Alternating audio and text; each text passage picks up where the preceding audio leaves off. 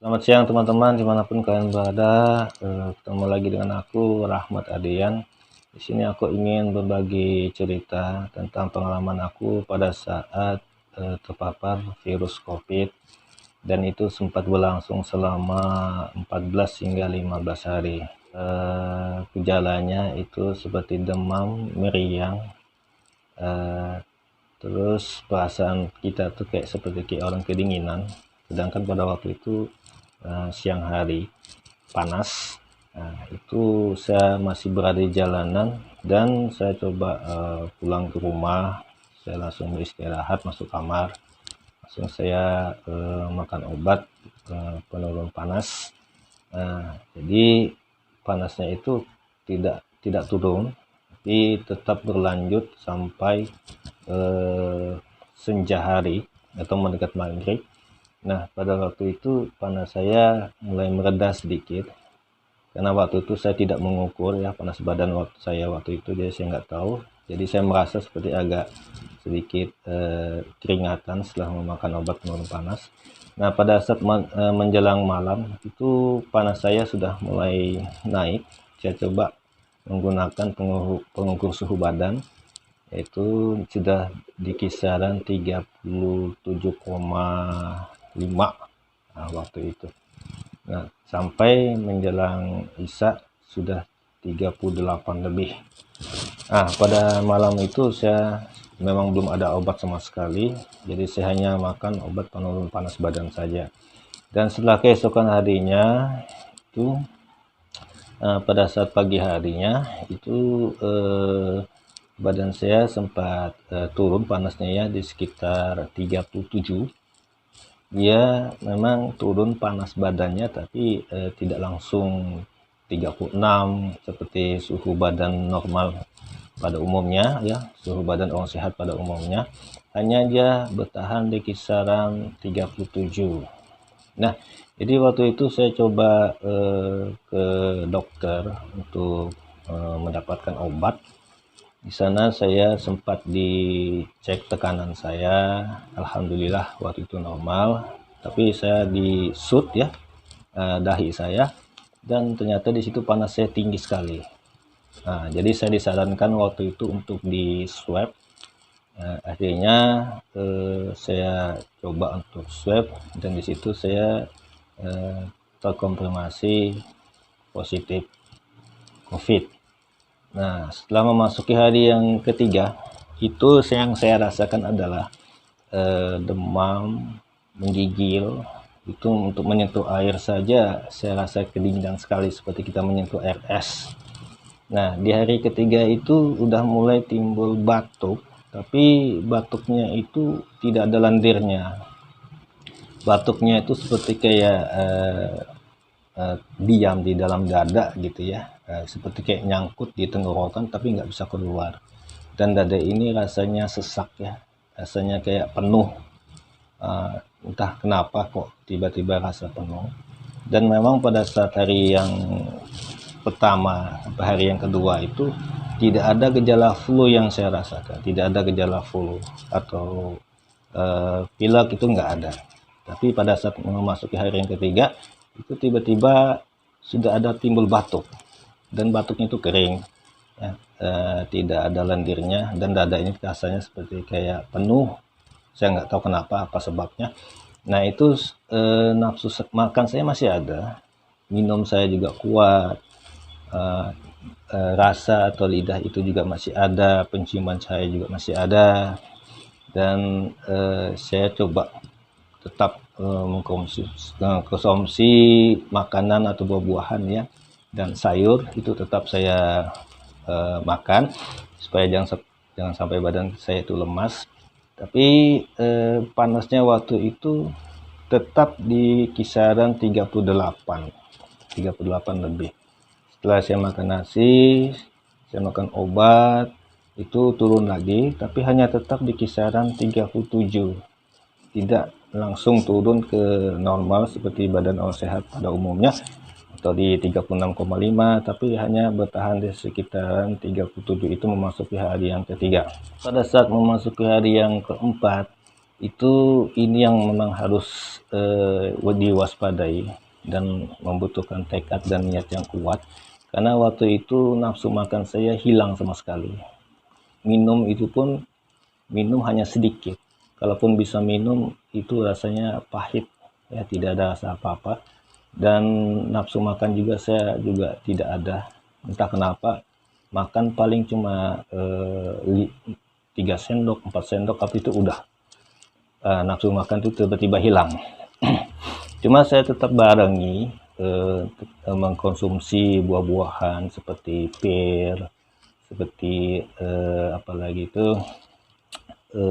pisang, dan seperti jus biji jambu ya, jambu biji maksud saya. Nah itu yang membantu supaya badan kita ini jangan sampai dehidrasi ya. Nah, jadi memang pada saat hari yang keempat itu dibutuhkan tekad dan niat yang kuat, terutama kita dalam menjaga imunitas tubuh kita, jangan sampai kita mengalami dehidrasi. Kita butuh makanan-makanan yang bergizi. Nah pada saat hari yang kelima, di situ saya nafsu makan sudah tidak ada, dan rasa di lidah itu makanan itu saya nggak merasakan apa-apa lagi. Penciuman pun saya tidak merasakan penciuman apa-apa lagi. Mencium minyak kayu putih, bahkan saya coba dengan parfum ya, parfum itu kan lumayan wangi, tapi saya nggak bisa mencium sama sekali itu parfum atau minyak kayu putih. Pada waktu itu suhu badan saya ya naik turun 38, nanti turun tetap di 37, tidak pernah turun di 36. Dan saya coba minum minuman-minuman herbal seperti jahe atau mulawak, gula merah.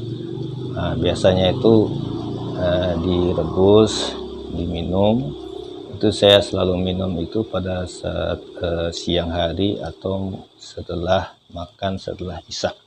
Nah, saya minum itu. Memang badan itu terasa hangat ya, sempat berkeringat juga. Itulah yang membuat saya ibaratnya minuman yang bisa menambah imun ibu kita supaya bisa kembali. Nah pada saat hari yang keempat itu memang tidak ada masukan sama sekali makanan atau minuman, itu tidak ada. Dan batuknya tetap masih ada, tapi kita belum bisa mengeluarkan lendir karena seperti kayak terasa sesak ya di dada kita ini terasa kayak penuh. Nah, begitu. Nah pada saat memasuki hari yang kelima, nah itu rasa di lidah itu rasanya kayak tebal. Penciuman juga belum kembali seperti biasanya, masih seperti kayak ya kita tidak mencium bau apa-apa. Bahkan saya cepat menyemprot ruangan saya itu dengan penyemprot nyamuk ya, tapi saya nggak mencium bau apa-apa. Nah pada waktu itu saya tetap mengkonsumsi obat seperti biasanya. Saya tetap mempertahankan untuk makanan saya itu jangan sampai hilang nafsu makannya, atau jangan sampai kita memang dibutuhkan niat, tekad dan kuat pada saat memasuki hari yang keempat itu tadi. Nah pada saat memasuki hari yang kelima ya, itu penciuman saya itu mulai timbul, tapi tidak setajam pada awal-awal seperti kayak kita normal seperti biasa. Dan yang bikin gak enaknya itu yaitu pada saat kita makan, yaitu belum kembali seperti biasanya, tidak ada merasakan apa-apa lagi. Hari yang ke-6 itu penciuman seperti kita seperti mencium minyak makan yang digoreng atau minyak makan yang terlalu panas, atau bisa dikatakan kalau minyak terlalu kepanasan kan pasti menimbulkan asap, dan itu yang tercium di hidung kita, dan itu berlangsung lama, sejak mulai dari yang kelima ke-6 itu penciumannya itu mulai timbul, mulai ada, tapi tidak setajam pada saat kita masih dalam keadaan normal. Begitupun juga yang kita konsumsi atau makan itu tadi seperti makan buah pir, ya, sayur-sayuran. Itu kalau makan buah-buahan itu masih mending ya, rasanya dingin ya di leher ya atau di lidah, seperti buah pir, seperti buah-buahan yang mengandung banyak air lah, seperti timun. Nah, itu tadi.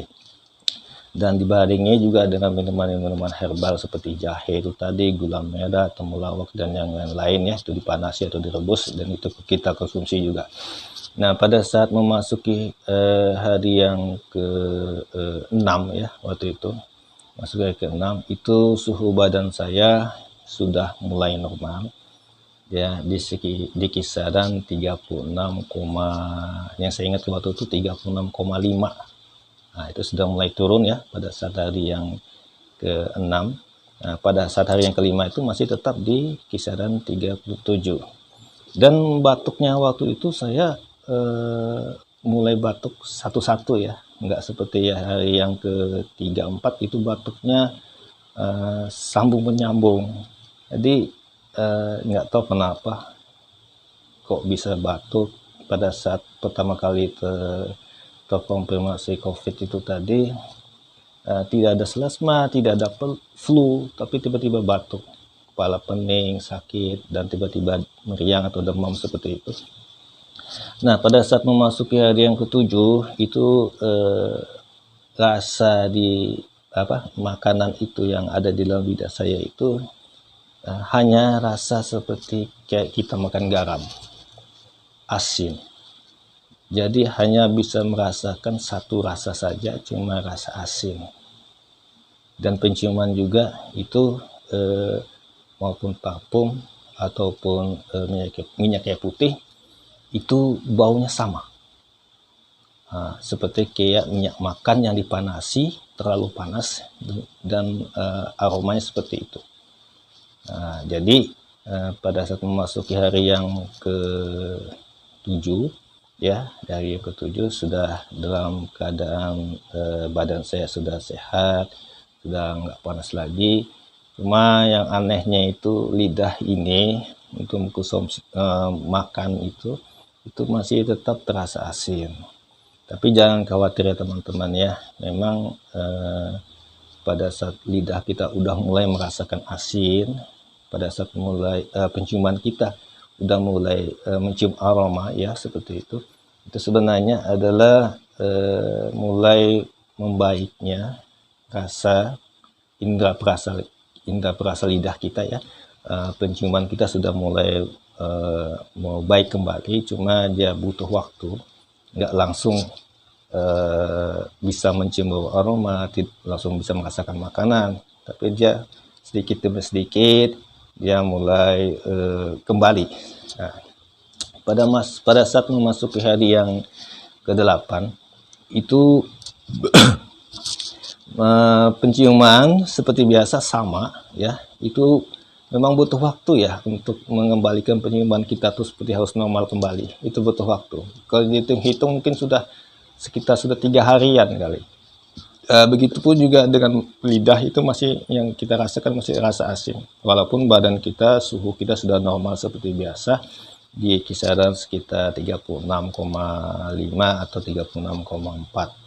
Nah, jadi pada masa memasuki hari yang 9 itu dengan badan yang masih tubuh kita masih terasa lemas, ya kita belum fit sama sekali, kulit pun sepertinya kayak masih pucat, dan timbangan saya memang sempat turun ya kemarin itu, tapi saya coba lagi untuk tetap mengkonsumsi itu herbal, gula merah, jahe, temulawak. Nah, itu saya tetap konsumsi seperti biasanya sampai memasuki hari yang ke-10. Nah, pada saat memasuki hari yang ke-10 itu saya sudah tidak lagi mengkonsumsi obat ya, karena badan saya sudah dingin. Cuma yang saya habiskan kan itu ya seperti kayak antibiotik, itu tetap saya kasih habiskan. Nah, pada saat melakukan jemur ya, saya menjemur badan saya pada saat pagi hari sekitar jam 9 ya. Ya, kalau mau berjemur itu paling cepat sekitar 15 menit lah. Tapi waktu itu saya berjemur sampai keringat saya keluar. Nah, itu badan saya terasa segar. Cuma masuk ke hari yang ke-11 itu memang badan saya belum fit ya, belum sehat seperti biasanya, karena saya masih merasakan seperti pusingnya itu seperti kayak orang yang kekurangan darah. Jadi kalaupun mau berjalan ya paling nggak bisa jauh, paling dari kamar ke kamar tidur ke kamar kecil. Nah, itu pun kalau sering berjalan pun kepala ini rasanya pusing. Jadi kalau mau jalan itu harus duduk dulu ya. Kalau umpamanya lagi baring di kamar tidur ya, itu harus duduk dulu, jangan langsung berjalan. Kenapa? Karena memang kondisi badan kita belum sehat sempurna, masih merasa pusing ya. Jadi itu berlanjut sampai memasuki hari yang ke-12 dan yang ke-13. Itu karena belum sehat, belum fit betul. Nah, pada saat hari yang ke-14 itu badan saya sudah mulai agak sehat, walaupun tidak terlalu sehat betul ya. Tapi saya tetap mengkonsumsi itu tadi, makanan herbal, supaya dan vitamin, jangan sampai badan kita ini ya, kalau bisa badan kita bisa kembali sehat seperti awalnya. Jadi itulah teman-teman pengalaman aku pada saat pertama kali terpapar virus COVID itu tadi. Saya juga nggak nyangka kalau itu adalah virus COVID, karena gejalanya itu sama seperti kayak kita sakit biasa, tapi bedanya itu tadi kita tidak merasakan penciuman itu tadi, dan rasa aroma makanan itu tidak ada sama sekali, dan penciuman kita pun hilang, dan rasa lidah kita pun tidak merasakan makanan. Itu memang butuh waktu untuk bisa kembali seperti normal seperti biasanya. Nah, itulah pengalaman aku pada saat pertama kali terpapar COVID, dan mudah-mudahan jangan sampai kita menularkan kepada orang lain. Mungkin akan lebih baiknya kita melakukan pencegahan lebih awal, kita deteksi lebih awal, dan kita segera melakukan isoman supaya kita menghindari, jangan sampai kita menularkan kepada teman-teman, saudara-saudara kita, semua orang-orang yang kita sayangi.